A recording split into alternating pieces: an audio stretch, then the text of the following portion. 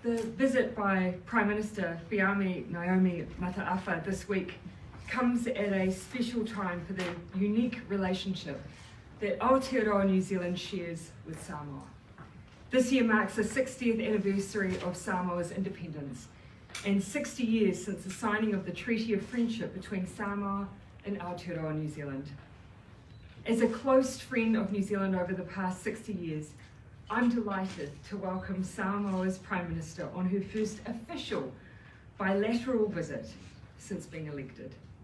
The visit has been an opportunity to celebrate and reflect on the deep historical, cultural, and familial ties that we share with Samoa. To mark these important milestones, I'm pleased to announce a special fellowship in the name of the Right Honourable Prime Minister Fiame Mataafa. We are also restarting the Prime Minister's Fellowship for Samoa. In addition, we are launching new sports leadership awards aimed at supporting emerging leaders in sport in Samoa, particularly women and girls. The hononga and the kotahitanga that is enshrined in the Treaty of Friendship are the foundations of our relationship. As close Pacific friends, the prosperity and security of our nations and our peoples are inextricably linked. In that light, Prime Minister Fiame and I have discussed a range of issues critical to Samoa and Aotearoa New Zealand and to our Pacific region. We've shared our experiences of managing COVID-19 and its health and economic impacts. New Zealand was pleased to support Samoa's vaccination campaign, which we discussed, and the incredible vaccination rates amongst Samoa's young people, along with a range of assistance, including rapid antigen tests, technical assistance, and increased budget support. New Zealand and Samoa will continue to work closely together as our countries take further strides towards reconnecting our peoples and helping to boost economic recovery, including the tourism sector. We also discussed climate change and how we can strengthen our cooperation in this critical area. We've committed to provide further funding support to Samoa's climate change priorities and the implementation of its climate change adaptation plans through our increased climate finance commitment. Prime Minister Fiame and I exchanged views on regional issues and the utmost importance on regional unity.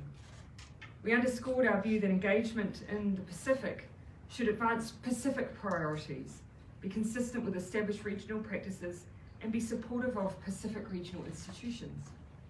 The Pacific Islands Forum is the preeminent regional organisation for Pacific leaders to discuss, build consensus, and act on shared challenges. Any activities that destabilise the current regional institutions and arrangements would undermine our region's security. Today's discussions with Prime Minister Fiame have reflected our enduring and deep friendship, and I look forward to continuing our work together on the complex challenges facing our world, and doing so in a manner which reflects our manaakitanga and respect for each other's mana. Prime Minister Fiame. Thank you, Prime Minister Ardern, for your very warm words of welcome to me and my delegation. I'm very honoured to be a guest of the Government of Aotearoa New Zealand. I was very touched this morning by the ceremonial receiving of us, first by Tanata Whenua, as we say in Samoa, the headlands, greeted at the headlands, and of course you, Madam Prime Minister, as Leader of Government.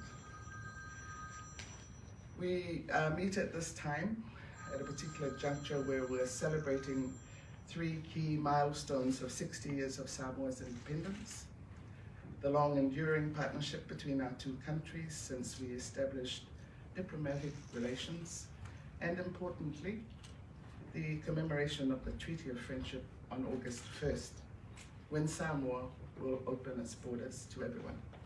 Prime Minister, I've formally conveyed to you an invitation for a delegation from the New Zealand government to travel to Samoa, where we can hold a commemoration on that day, and we look forward to welcoming the New Zealand delegation. And I'm hopeful that you might have time to come too.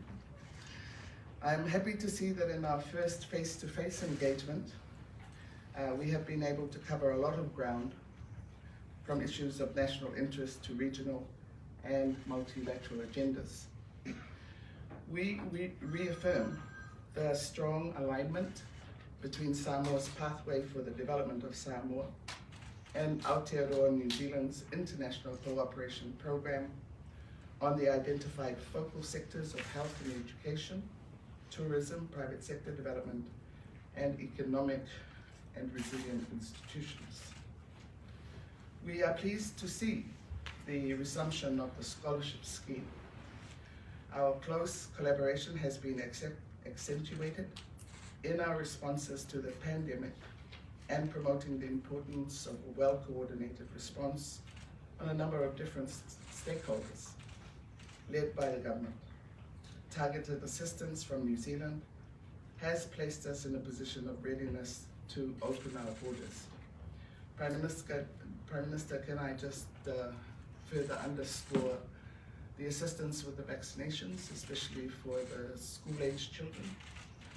We are now over 90% coverage in Samoa, and that really has enabled us to consider the reopening of our borders.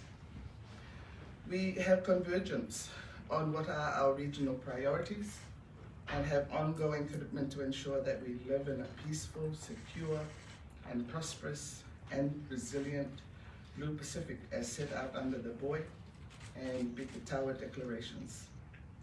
We firmly believe in regional unity and the importance of a strong collective voice. In the face of tough global challenges in the last few years, our two countries have continued to work closely together to address the adverse impacts of climate change, extensive biodiversity loss, and looking for potential windfalls of the pandemic so we can ensure a sustainable and resilient recovery post-pandemic. We thank New Zealand for its climate finance facility to support the Pacific countries enhance the level of ambition of their respective climate action initiatives. Prime Minister, I've appreciated not only speaking with yourself, but with your team of ministers, as we do need collective approaches to ensure we meet our goals. We acknowledge the importance of labour mobility to the economies of both sending and hosting countries. Hence, there is interest to explore new labour mobility opportunities and at the same time consider ways by which we can ensure a circular process so that a human resource constrained country like Samoa can respond appropriately in a balanced manner. It is important for us to continue to work together to jointly face these challenges and the future ones to come. And I hope from our conversations we will be able to deepen the existing state of cooperation and explore new areas of mutual interest. Thank you. The first question is from Tangata Pacifica. Fiame. The last seasonal worker flight from Samoa arrived in New Zealand, I believe, on Sunday. Fiame, just over here. Yeah, I'm just giving you my ear. Oh, okay, sorry. It is quite hard to hear up here. Yeah, Thank you. Yeah, sorry, I thought the mic was on, but I'm not sure. It's not quite as amplified as it could be. Sorry, I'm not ignoring you. What I might give that you said as a strategy. Just looking at the seasonal worker flights that the government of Samoa have stopped to come to New Zealand. Are you able to provide a bit more context around why that's happened and what's the effect on the workforce? Well, we actually haven't stopped. They've continued, but possibly slowed down. I think things have overtaken us. As a new administration, this was a scheme already in place, plans set out. Very quickly though, you've probably seen the media reporting, especially from Australia. The New Zealand scheme seems to be very well run. But it has given us some concerns. And also, very quickly, we've noticed the impacts on our own development sectors. The original idea was the recruitment would be from the unemployed sector. So it's possibly a lapse on our part in terms of the screening and the recruitment. But we now find that, from the public service to private sector, our manufacturing and tourism sectors have begun to be quite vocal in terms of the loss of human resource through the RSE. So the RSE, especially during the COVID period, people losing their jobs, impacted livelihoods. So this scheme has provided for our families, so we're very mindful of that. But I think you'll note from my comments that we need to have a bit more balance.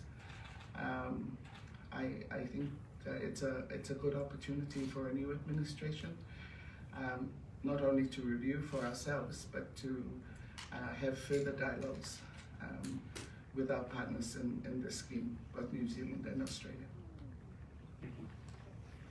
Ben, Australian Associated Press. Thank you, and please accept my apologies for the phone ringing during your address. My question is about the hysteria or frenzied interest in Chinese engagement in Samoa, which has taken place in New Zealand and Australia over the last 2 months. So the Australian and New Zealand governments have made clear that decisions about agreements need to be made by Pacific nations, both alone and together collectively as a region. So my question is, the New Zealand government has said it welcomes Chinese investment and engagement in the Pacific, but it would be gravely concerned at the militarisation or securitisation of countries like Samoa. So would Samoa also be concerned by this? Well, I think your word was frenzied. It might be frenzied somewhere else, but we're not frenzied. And to cut directly to the issue, there are no discussions between Samoa and China on militarization at all. You will recall that there was a visit from the Chinese Minister of Foreign Affairs. He had a particular proposal to the countries in the region who are affiliated or have diplomatic relations with mainland China. And they had a proposal to put to that group. But you will also know that the decision was that the group of countries felt the appropriate modality of consideration of these kinds of proposals need to be passed through the Forum Secretariat, where we have a chance not only for the Secretariat to do an analysis and report, but also for each of the countries for themselves to review what is being proposed. So this is not a new thing for the Forum countries. We have the dialogue partners, of which China, US, UK.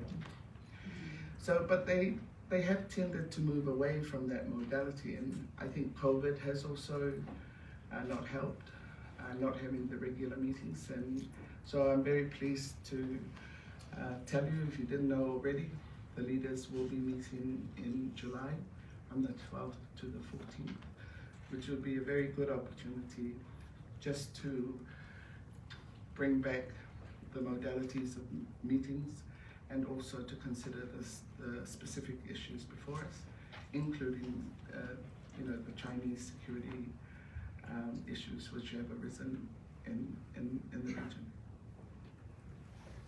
TVNZ.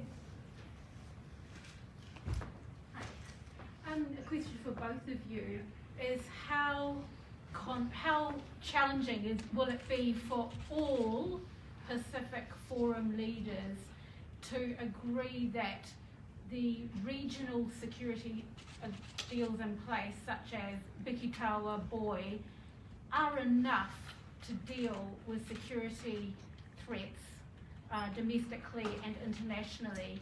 And also, are you confident that these small island leaders are coming back to the table?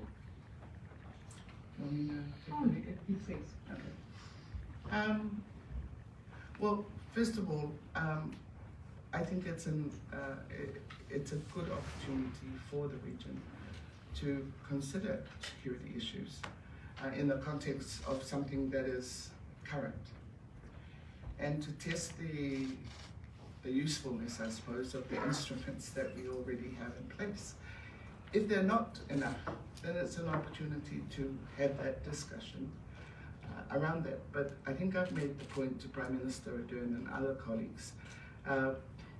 Although the issue arose out of the agreement between the Solomons and China, the issue needs to be considered in the broader context of what we have in place and what we want to do in terms of the security provisions for the region. We have within the Whakitawa agreement a position from the Pacific Island Forum that for issues that affect regional security, we come together and we discuss those as a region and within the forum. And I think the second point would be that we actually have within the region the capability and the capacity to deal with security issues that may arise as well. So in conjunction, having the discussion, trying to reach consensus, and then having the capability should mean that as a Pacific Island Forum we can address these needs together. What we also have to consider though is every Pacific Island member has its own sovereign right to make their own decisions as well. So as a forum we'll come together, we'll discuss these issues, we'll of course hope to build consensus, but we also will need to continue to respect the sovereignty of every nation who's a member of that forum too. Thank you. The second part of that question was whether how confident are we that all those small island states are definitely coming back to the table? Well, I was in Fiji last week for a mini leaders meeting. You will appreciate that a lot of work has been done leading up to last week through the leadership of the chair of the forum, Prime Minister Frank Bainimarama, but also consultations around the region with leaders, and I'm sure Prime Minister Ardern has played a significant role. The outcome of last week is that we're very confident that northern members of the family are returning to the fold, so to speak. Those of us who were there were 6 members, we've signed. There's a requirement to ensure that the process of leaving the forum by the northerners will be halted. So everyone has to sign on by the end of June, and then to have it formalized when the leaders meet in mid-July. Cool. RAC Pacific. Hello, Prime Minister. Just give us your loudest inside voice. Hello, Prime Minister. I'm Lydia Lewis from RNZ Pacific. The Pacific Island Forum is meeting next month. Thank you for releasing the official date. Are you satisfied, though, that New Zealand is up to speed with its role and responsibilities as part of the Blue Pacific continent? I hope we're all up to speed. I'm happy for you to give us a performance appraisal. It's no problem. And following that, Samoa has also just celebrated 60 years of independence. What do you require now from your relationship with New Zealand? Well, I think at these sort of junctures where it's a celebration that we've reached particular milestones, it's an opportunity to reflect. You will appreciate we're a new administration, but the relationship between the two countries is not a new one. New Zealand is one of our oldest partners. We have a colonial administration history. So that's another dynamic of the relationship.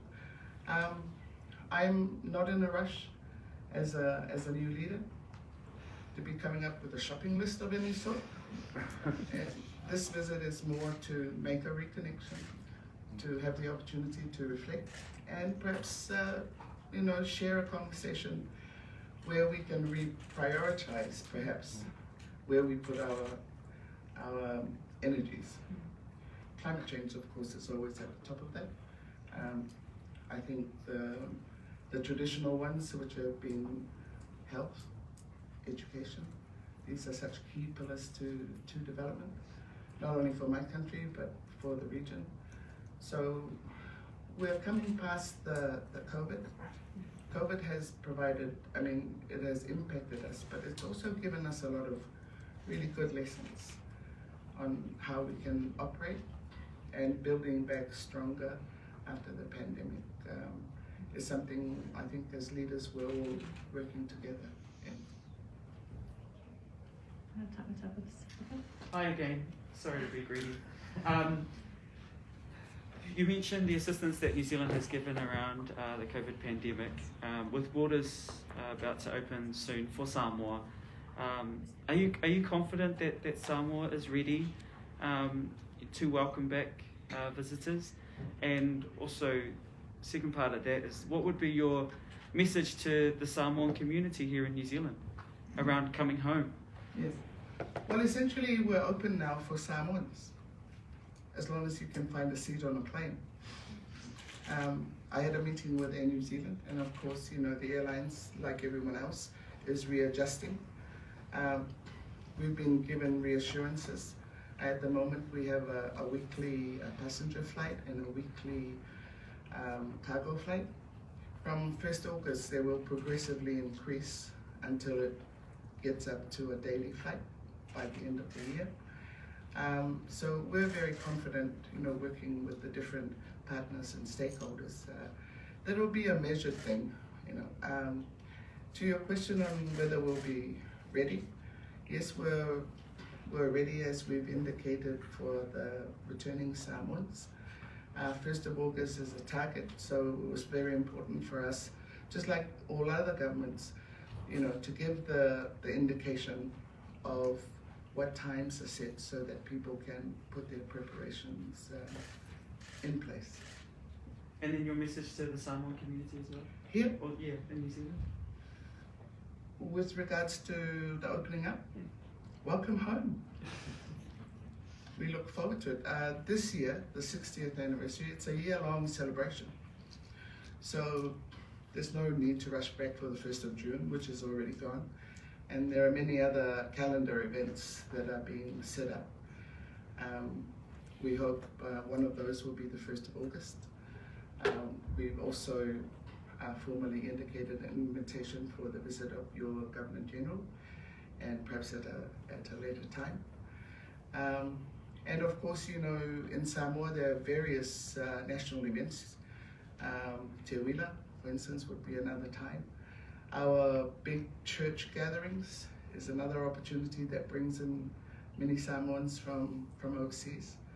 So we look forward to welcoming people back home. Radio Watia. Me tuku mihi ki a koe e te marae. Ko te wā pauri, te wā o dawn raids, how did you feel, how did you respond when the Prime Minister apologised for those dawn raids on behalf of the nation? Well, the particular ceremony, especially the covering of the fine mat, is a Samoan practice. So we understand the significance of the ceremonial apology. So I thought that was, it was a very marked action to take. Now, from an external position, I think, any reconciliation that can happen within a country that brings together diverse communities is something to be celebrated, and I just want to congratulate the New Zealand government on making that formal apology and sending a message, really, and to reconcile. When we all live together, it's important to settle grievances and differences, and to bring back the unity of a community. Well, thank you, ladies and gentlemen. That concludes the press conference.